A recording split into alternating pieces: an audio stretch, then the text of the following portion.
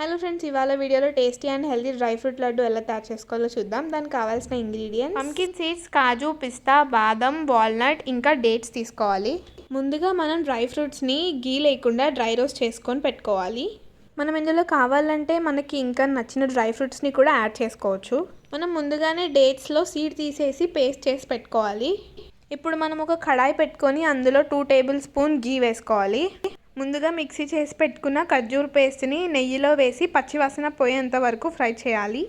2 నిమిషాలు నెయ్యిలో ఫ్రై అయిన తర్వాత స్టవ్ ఆఫ్ చేసుకొని చల్లారపెట్టుకోవాలి. ఖర్జూర్ పేస్ట్ కొంచెం చల్లారిన తర్వాత మనం ఇందులో ముందుగా ఫ్రై చేసి పెట్టుకున్న డ్రై ఫ్రూట్స్ని వేసి బాగా కలుపుకోవాలి. దీన్ని మంచిగా కలుపుకొని లడ్డూలా చుట్టుకుంటే ఎంతో simple and healthy dry fruit laddu ready. ఈ వీడియో కనుక మీకు నచ్చినట్లయితే లైక్ చేయండి, షేర్ చేయండి అండ్ మరిన్ని వీడియోస్ కోసం మా ఛానల్ని సబ్స్క్రైబ్ చేయండి. పక్కనే ఉన్న బెల్ ఐకాన్ కూడా ప్రెస్ చేయండి. బాయ్.